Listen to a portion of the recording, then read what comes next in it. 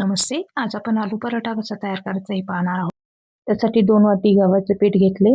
त्याच्यामध्ये 3 चमचे आपण डाळीचे पीठ टाकणार आहोत. त्याच्यामुळे आपला आलू पराठा हा छान होईल, चव चांगली लागेल. त्यासाठी आपण पीठ टाकत आहोत. त्यानंतर आपण त्याच्यामध्ये थोडंसं मीठ टाकणार आहोत चवीनुसार. त्यानंतर आपण त्याच्यामध्ये 1 चमचा तेल टाकणार आहोत. ते सर्व साहित्य आपल्याला 1 ते 2 चमचे तेल टाकलेले सर्व साहित्य आपल्याला मिक्सअप करायचे. मिक्सअप करून झाल्यावर आपल्याला व्यवस्थित मिक्सअप करून घ्या. थोडं थोडं पाणी टाकून त्याचा व्यवस्थित गोळा मळून घ्यायचा.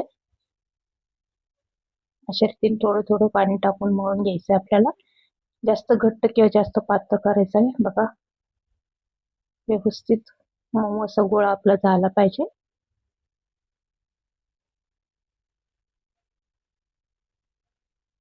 म्हणजे आपला पराठा छान होईल. बघा, अशा रीतीने मळून झालेलं आहे आपलं पीठ पराठ्याचं. आता हे पीठ आपण 10 ते 15 मिनिटं मुरण्यासाठी बाजूला ठेवणार आहोत. व्यवस्थित मळून घ्यायचे म्हणजे पराठा आपला छान होईल.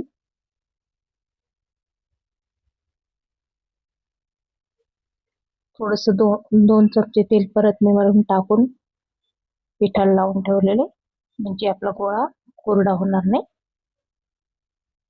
आणि मऊ होईल. आता बाजूला मी अर्धा किलो बटाटे उकडून साल काढून घेतलेले. आता ते आपण छोट्या किसणीने किसून घेऊयात.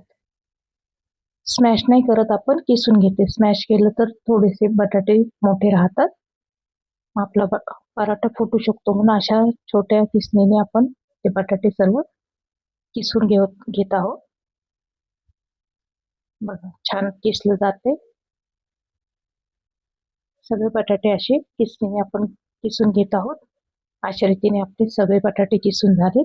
त्यासाठी आपल्याला छोटंसं वाटण करायचे. लसूण, 3-4 हिरव्या मिरच्या आणि थोडीशी जिरं टाकून हे वाटण तयार केलेलं आहे मी. ते वाटण प्रथमतः आपण जे किसलेले बटाटे त्याच्यावर टाकूया.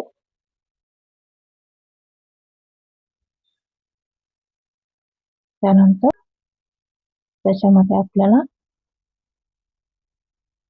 काही मसाले, तांबडा तिखट, हळद, थोडासा चाट मसाला, धनेपूड ही थोडीशी मसाले आपण त्याच्यामध्ये टाकणार आहोत.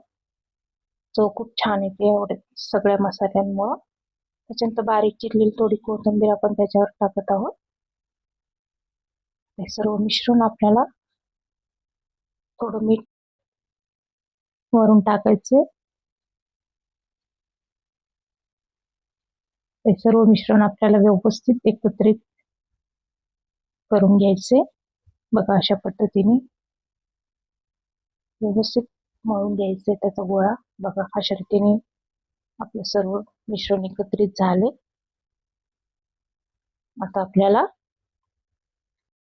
त्याचे छोटे छोटे गोळे करून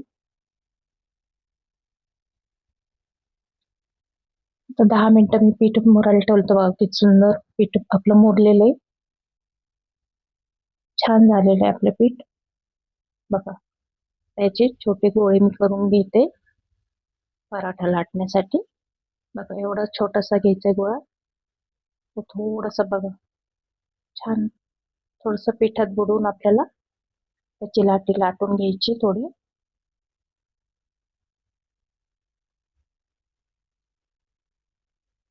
तर त्याच्यामध्ये बाजूला आपण जे बटाट्याचे हे करून ठेवलेले त्याचा गोळा असं करून घ्यायचा बघा.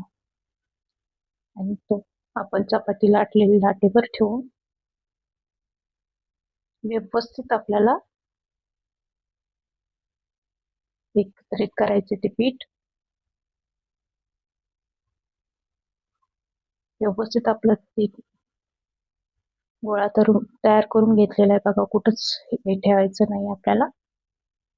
अशा रीतीने सगळ्या चिरा बंद करायच्या. त्या परत पिठामध्ये बुडवलाय मी तो हे पीठ लावून घेतलेलं आहे आणि व्यवस्थित रीतीने आपल्याला पहिल्यांदा कडा लाटून घ्यायच्यात बघा. छान लाटून घ्यायचे म्हणजे आपला पराठा फुटणार नाही. सारण व्यवस्थित भरलेलं येते त्याच्यामध्ये मी. बघा अशा रीतीने सुंदरसा लाटला जाते आपला पराठा. खूप सुंदर आणि खुसखुशीत असा पराठा आपला होतो. चवीला पण छान लागतो. बघा अशा रीतीने व्यवस्थित पराठा आपला लाटला गेलेला आहे. कुठेही फुटलेला नाहीये बघा. जास्त जाड नाही, जास्त पातळ नाही, मध्यम याचा झालेला आहे. तर बाजूला तवा तापलेला आहे, त्याच्यावर मी पराठा टाकलेला आहे. आता तो व्यवस्थित आपल्याला शेकून घ्यायचा आहे. गॅस जरा मोठाच ठेवायचा, कमी ठेवायचा नाहीये.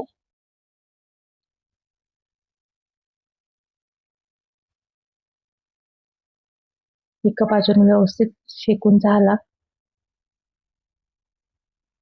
की आपल्याला पलटायचं आहे. बघा छान खरपूस भाजलेला आहे आपला पराठा. लगेच आपल्याला 1 चमचा तूप टाकू. तूप वापरा नाही तर तेल वापरा, दोन्हीपैकी काही वापरलं तरी चालेल. पण तूप पण हे केलं तर छान पराठा लागतो चवीला. खरपूस होतो आपला छान पराठा. बघा छान लाल झालेला आहे, खरपूस झालेला आहे बघा. सुंदर आणि टेस्टी असा पराठा लागतो. हा पराठा तुम्ही दह्याबरोबर, लोणच्याबरोबर खाऊ शकता. खूप सुंदर सोनेरी अशा प्रकारे पराठा करून पहा, खाऊन पहा. आणि हा व्हिडिओ आवडला असल्यास लाईक करा, शेअर करा, सबस्क्राईब करा. सुंदरसा आपला पराठा तयार झालेला आहे. खरपूस असं छान भाजलं आहे बघा. छान फुगतो पण हा. अशाच रीतीने दुसरा पण पराठा मी बनवलेला आहे. तो पण बघा किती सुंदर छान भाजून घेतलेला आहे मी. दह्याबरोबर हा पराठा खाऊन बघा. थँक्यू.